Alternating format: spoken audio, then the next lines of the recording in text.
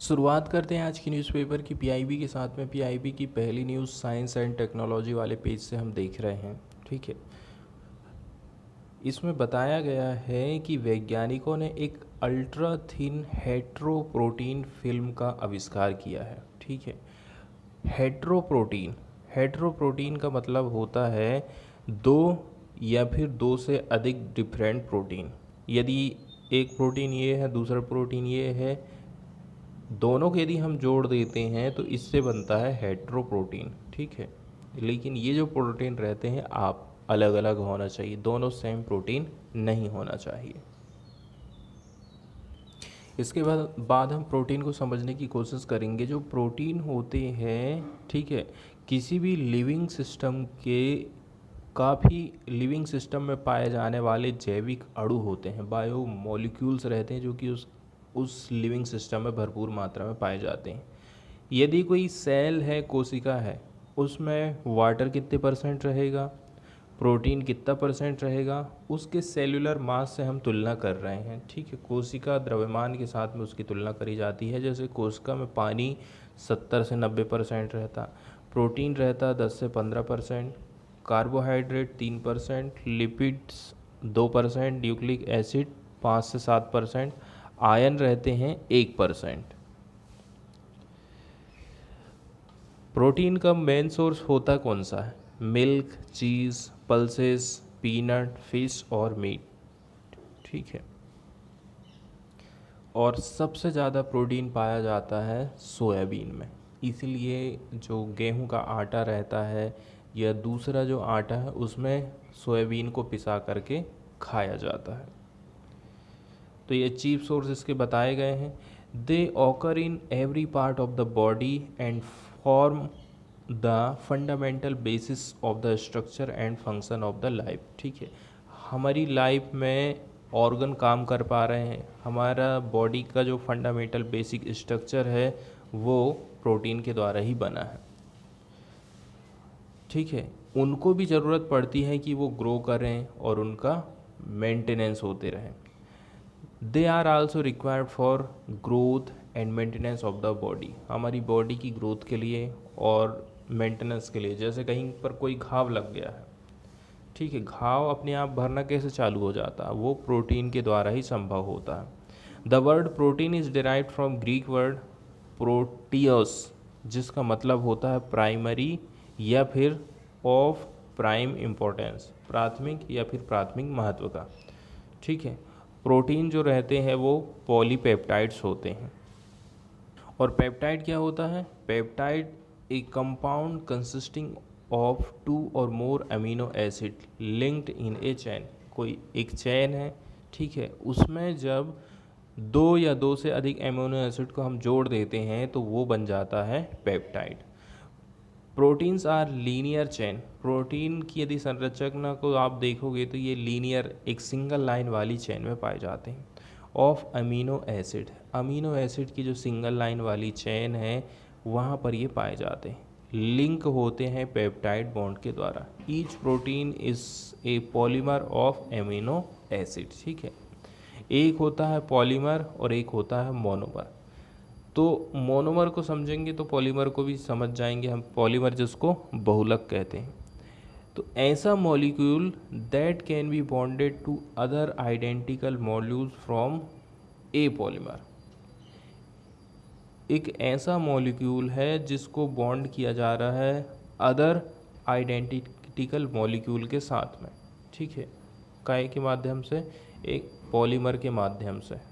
एक ये है, दोनों मॉलिक्यूल को आप जोड़ दे रहे हो पॉलीमर की सहायता से, तो उसको हम कहते हैं मोनोमर। वहीं पर यदि इनकी संख्या यदि हम बढ़ा दें, ठीक है, तो वो मोनोमर के अलावा चेंज हो जाएगा। इसके अलावा जो डाइटरी प्रोटीन्स रहते हैं, ठीक है, वो सोर्स होते हैं इसेंशियल अमीनो एसिड के। Therefore amino acid can be essential और नॉन एसेंशियल। इसलिए अमीनो एसिड को हम दो भाग में बांटते हैं, एक तो जो आवश्यक है और दूसरा आवश्यक नहीं है। नॉन इसेंशियल अमीनो एसिड जो कि हमारी बॉडी को बना सकते हैं, जो हमारी बॉडी को बनाते हैं।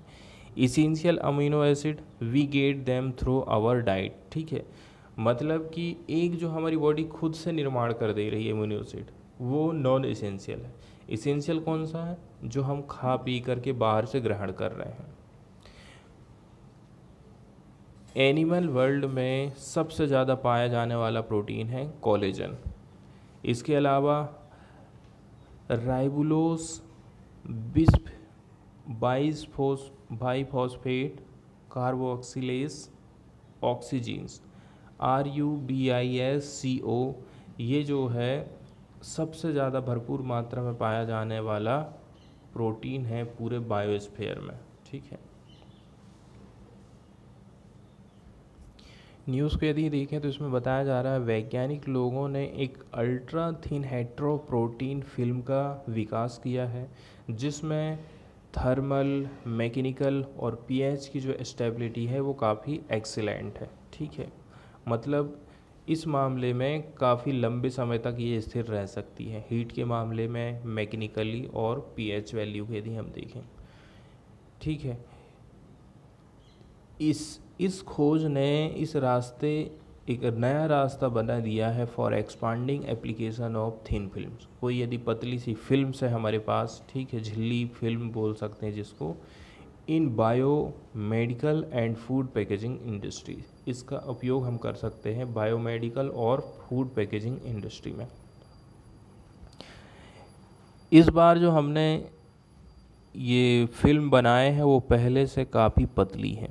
ठीक है, कंपेयर करें अदर प्रोटीन और प्लास्टिक फिल्म के साथ में। They are soft and thin and have the advantage of being more flexible than other film. Soft है, पतली है, इसके अलावा सबसे बड़ी बात है इसमें फ्लेक्सिबिलिटी है अदर फिल्म की अपेक्षा। इस रिसर्च को किसने कंडक्ट करवाया वो बताया जाता है, तो एक रिसर्च ग्रुप है, कहाँ का? Physical science division of institute of advanced study in science and technology, IASST Guwahati. ये एक प्रकार से ऑटोनोमस इंस्टीट्यूट माना जाता है, संस्था मानी जाती है, under the department of science and technology. Has successfully developed ultra thin monolayer protein film. इसने ही इस फिल्म का आविष्कार किया है।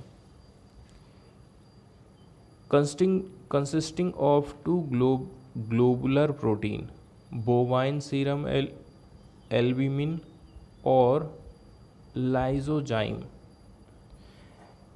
इसमें दो ठो ग्लोबुलर प्रोटीन के नाम बताए गए हैं, BSA और LYS। इन्होंने एक टेक्निक का यूज़ किया था जिसका नाम रखा गया है लेंगुमर ब्लड गेट, एल भी कहते हैं, technique which gives the film thickness in order of nanometer. तो लगभग नैनोमीटर की मोटाई में ये थिकनेस हमको प्राप्त हो गई है। इन्होंने जिस टेक्नोलॉजी का यूज़ किया था वो है लेंगमर ब्लड गेट। इसके pH वैल्यू बताई गई है 9.2 है। ठीक है, इससे क्या होता है, ये इलेक्ट्रोस्टैटिक प्रक्रिया इसमें हम कर सकते हैं। इसके साथ साथ में हाइड्रोफोबिक इंटरेक्शन भी किया जा सकता है। ये जो मोनोलेयर कॉम्प्लेक्स था इसका निर्माण हमने करे थे एयर वाटर इंटरफेरेंस में। ठीक है, फिर बाद में इसको ट्रांसफ़र कर दिया था सिलिकॉन सबस्ट्रेट्स में, मतलब कि सिलिका का जो तरल है उसमें हमने इसको भेज दिया विथ 8 सरफेस प्रेशर। इसके लिए हमने सरफेस प्रेशर का इस्तेमाल करे थे 18 MnM। अगली न्यूज़ आई है विश्व व्यापार संगठन से रिलेटेड। ठीक है, यहाँ पर जो हमारे यहाँ से जो मंत्रिमंडल गया था, मंत्री गए थे पीयूष गोयल, उन्होंने क्या भाषण दिया है WTO में उसको यहाँ पर बताया गया है। ठीक है, तो जो WTO का 12वें नंबर का जो मिनिस्ट्रियल कॉन्फ्रेंस है, मंत्री स्तरीय सम्मेलन है, इसका आयोजन किया जा रहा है जिनेवा में। ठीक है, जिनेवा स्विट्ज़रलैंड में। दूसरी बात, 4 दिन तक ये चलना था लेकिन इसको एक्सटेंड कर दिया है 5 दिन तक।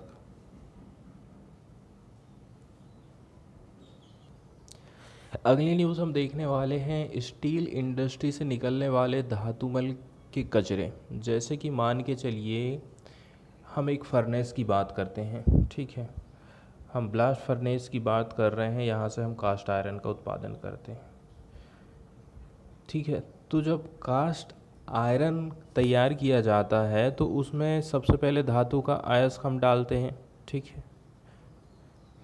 धातु के अयस्क के साथ में कुछ कुछ जैसे कि चूना पत्थर डालते हैं, इसके अलावा डोलोमाइट डाला जाता है। तो ये इनको हम इसलिए डालते हैं ताकि अयस्क में से अशुद्धि को हम अलग कर सकें, ठीक है। अलग करके जब इसको गर्म किया जाता है फर्नेस को, तो वो जो धातुमल रहता है ऊपर तैरने लगता है, और जो भारी भारी धातु होती है वो नीचे रहती है, उसको नीचे एक होल के माध्यम से हम फिर बाहर निकाल लेते हैं। तो ये जो अब स्लैग हमारे पास बचा है, धातुमल बचा है, इसका हम आखिर उपयोग करेंगे क्या? तो इसके लिए सरकार ने एक व्यवस्था करी है, ठीक है। इसका उपयोग किया जाएगा सड़क के निर्माण में। तो स्टील मिनिस्टर ने गुजरात के सूरत में इस्पात स्लैग, स्टील स्लैग से निर्मित पहली 6 लेन वाली राजमार्ग सड़क का उद्घाटन किया है। यहाँ पर हाईवे का निर्माण किया गया है, वो भी 6 लेन वाली स्लैग का इस्तेमाल करके। सड़क निर्माण में इस्पात स्लैग के व्यापक उपयोग के लिए दिशा निर्देश तैयार किया जाना भी बाकी है। केंद्रीय इस्पात मंत्री हैं रामचंद्र प्रसाद सिंह ने, ठीक है, गुजरात को 15 जून 2022 को गुजरात के सूरत में शहर के साथ पत्तन को जोड़ने वाली एक सड़क है 6 लेन, इसका निर्माण किया गया है, ठीक है, स्टील के स्लैग से। इस अवसर पर मंत्री ने सभी अपशिष्ट को संपत्ति में परिवर्तित करके सर्कुलर इकोनॉमी और जो हमारे संसाधन हैं दक्षता को बढ़ावा देने पर जोर दिया। सर्कुलर इकोनॉमी, इसका मतलब यही हुआ कि यदि हम स्टील निर्माण कर रहे हैं, स्टील निर्माण से यदि कोई बाई प्रोडक्ट बच जा रहा है, उसका कचरा बच जा रहा है, तो हमको उसको फिर से इस्तेमाल करना है, ठीक है। और फिर ऐसा भी हो सकता है कि हम उससे फिर से स्टील प्राप्त कर लें। मान के चलिए स्टील का क्रॉप है, स्टील का कचरा है, वो कोई काम का नहीं है, उसको यदि गला करके हम फिर से स्टील तैयार कर ले रहे हैं तो वो हो जाता है सर्कुलर इकोनॉमी। ठीक इसी प्रकार से प्लास्टिक के मामले में भी होता है। प्लास्टिक को यदि हम रीयूज़ कर पा रहे हैं तो एक प्रकार से हम सर्कुलर इकोनॉमी को बढ़ावा दे रहे हैं। तो गवर्नमेंट भी यही चाहती है कि सर्कुलर इकोनॉमी को हम ज़्यादा से ज़्यादा प्रमोट कर सकें।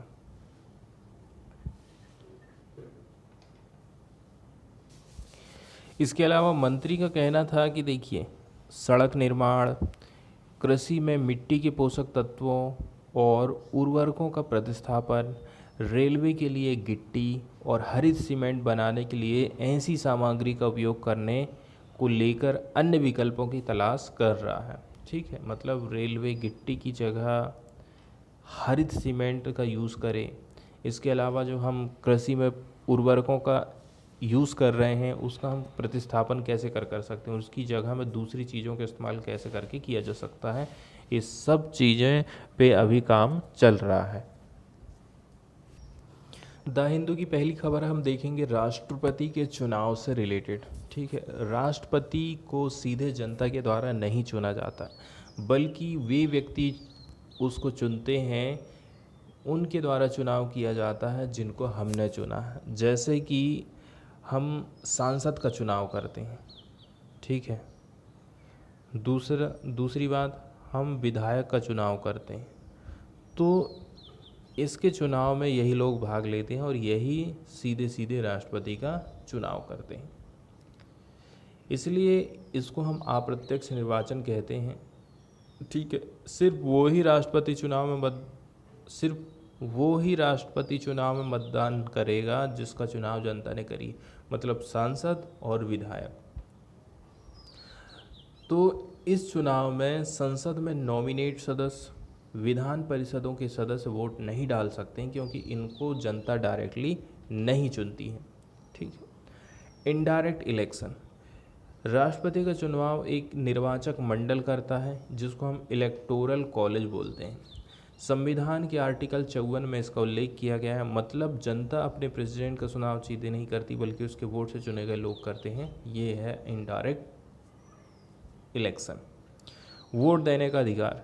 इस चुनाव में सभी प्रदेशों की विधानसभाओं के मतलब सभी राज्य की विधानसभाओं के विधायक लोकसभा और राज्यसभा में चुनकर आए सांसद वोट डाल सकते हैं। राष्ट्रपति की ओर से संसद में नॉमिनेटेड मेंबर वोट नहीं डालते हैं। इसके अलावा विधान परिषदों के सदस्य भी इसमें वोटिंग नहीं करते हैं। सिंगल ट्रांसफरेबल वोट, ये क्या होता है? चुनाव में एक खास तरीके से वोटिंग होती है जिसे हम सिंगल ट्रांसफरेबल वोट सिस्टम कहते हैं। मतलब वोटर एक ही वोट डालेगा लेकिन वो तमाम कैंडिडेट में से अपनी प्रायोरिटी तय कर देता है। मतलब वो बैलेट पेपर पर बता देता है कि उसकी पहली पसंद कौन सी है, दूसरी कौन सी और तीसरी कौन सी। यदि पहली पसंद वाले वोटों से विजेता का फैसला नहीं हो पाया तो उम्मीदवार के खाते में वोटर की दूसरी पसंद को नए सिंगल वोट की तरह ट्रांसफ़र कर दिया जाता है। इसीलिए इसको हम सिंगल ट्रांसफरेबल वोट बोलते हैं। ठीक है, दूसरी बात है आनुपातिक प्रतिनिधित्व व्यवस्था। वोट डालते हैं सांसद और विधायक, लेकिन इनका जो वेटेज है, ठीक है, इनकी जो वजनदारी है अलग अलग रहती है। ये वेटेज जिस तरह तय किया जाता है उसी को हम आनुपातिक प्रतिनिधित्व व्यवस्था कहते हैं। वर्तमान में देश के राज्य के सभी विधायकों के वोट का वैल्यू 5,43,231 होता है। लोकसभा के सांसदों का कुल वैल्यू होता है 5,43,200 होता है। ठीक है, 5,43,231 किसका? विधायकों का, और लोकसभा के सांसदों का होता है 5,43,200 होता है। अब ये वेटेज जो दिया गया है, मान के चलिए टोटल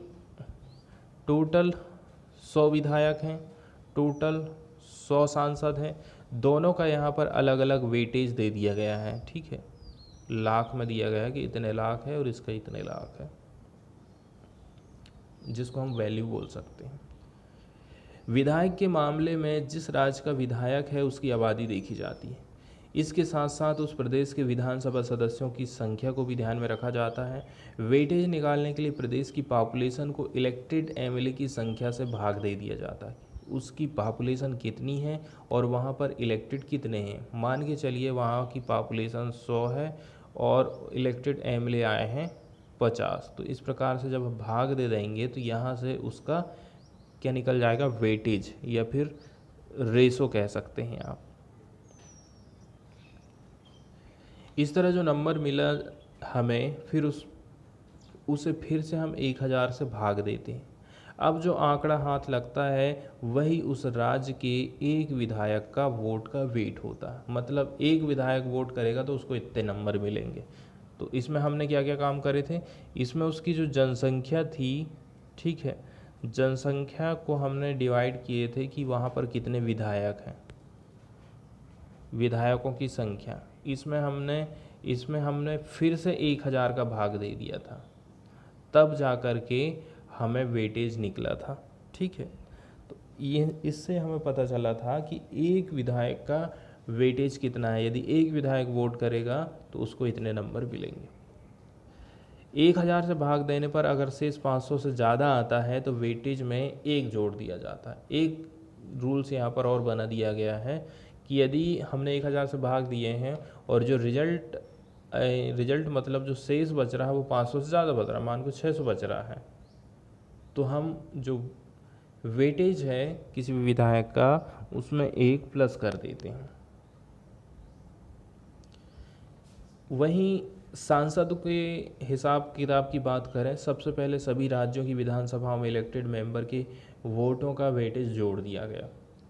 अब इस सामूहिक वेटेज को राज्यसभा और लोकसभा के इलेक्टेड मेंबर की कुल संख्या से भाग दे दिया गया। ठीक है, सबसे हमने पहले क्या करे हैं, जितना भी वेटेज प्राप्त हुआ राज्यसभा किसी भी राज्य की विधानसभा के सदस्यों का, सबको जोड़ दिया। वेटेज का हमने क्या कर दिया? योग कर दिया। इसके बाद लोकसभा में कितने मेंबर हैं, राज्यसभा में कितने मेंबर हैं, ठीक है, लोकसभा प्लस राज्यसभा के मेंबर को हमने इसमें भाग दे दिए। इस तरह से जो नंबर मिला वो एक सांसद का वेटेज रहता है। ठीक है, एक सांसद वोट करेगा तो कितना उसको नंबर मिलेगा, वो इस सूत्र से निकाला जाता है। मतलब कि विधायकों का वेटेज हमने सब जोड़ दिए, उसमें भाग दे दिए लोकसभा की संख्या राज्यसभा के सदस्यों की संख्या से। अगर इस तरह से भाग देने पर शेष 0.5 से ज़्यादा बचता है तो वेटेज में एक का इजाफा किया जाता है। वहाँ 500 रहने पर एक नंबर बढ़ाए थे और यहाँ पर 0.5 से यदि ज़्यादा बच रहा है शेषफल तो हमने एक जोड़ दिए। अब फिर वोटों की गिनती होती है। राष्ट्रपति के चुनाव में सबसे ज़्यादा वोट हासिल करने से जीत नहीं होती है। प्रेसिडेंट वही बनता है जो वोटरों मतलब सांसद और विधायकों के वोटों के कुल वेटेज का आधा से ज़्यादा हिस्सा कर ले। ठीक है, क्या कहा जा रहा है कि जो वोटर हैं उनके वोटों के कुल वेटेज का आधे से ज़्यादा हिस्सा उसको हासिल करना पड़ेगा, तब जाके वो प्रेसिडेंट बनेगा। मतलब कि इस चुनाव में पहले से तय हो जाता है कि जीतने वाले को कितना वोट मतलब वेटेज पाना है।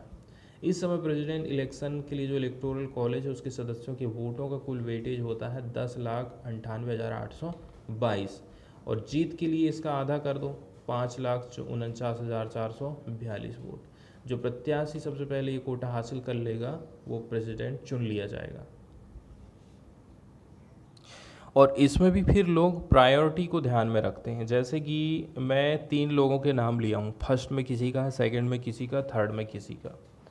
तो मैं फर्स्ट वाले को देखा, फर्स्ट वाले को नहीं मिल पाया इतना मेजॉरिटी, तो फिर सेकंड वाले से तय कराया जाएगा।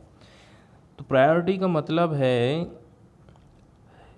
वोट काउंटिंग में प्रायोरिटी पर गौर करना।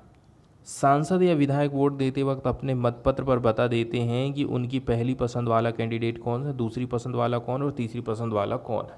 सबसे पहले सभी मतपत्रों पर दर्ज पहली वरीयता के मत गिनेंगे। यदि इस पहली गिनती में ही कोई कैंडिडेट जीत के लिए जरूरी वोटेज का कोटा हासिल कर ले तो वो जीत जाता है, और नहीं कर सका तो फिर एक और कदम उठाया जाता है। इसमें से कैंडिडेट बाहर भी होते जाते हैं। ठीक है, तो पहले उस कैंडिडेट को रेस से बाहर किया जाता है जिसे पहली गिनती में सबसे कम वोट मिले। सबसे कम वोट मिले हैं तो अब आपका काम यहीं पर ख़त्म हो जाता है। लेकिन उसको मिले वोटों में ये देखते हैं कि उनकी दूसरी पसंद के कितने वोट किस उम्मीदवार को मिले हैं।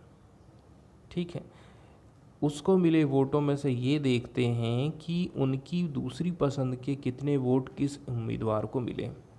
सिर्फ दूसरी पसंद के ये वोट बचे हुए उम्मीदवार के खाते में ट्रांसफ़र हो जाते हैं। यदि ये वोट मिल जाने से किसी उम्मीदवार के कुल वोट तय संख्या तक पहुंच गए तो वो उम्मीदवार विजय माना जाएगा।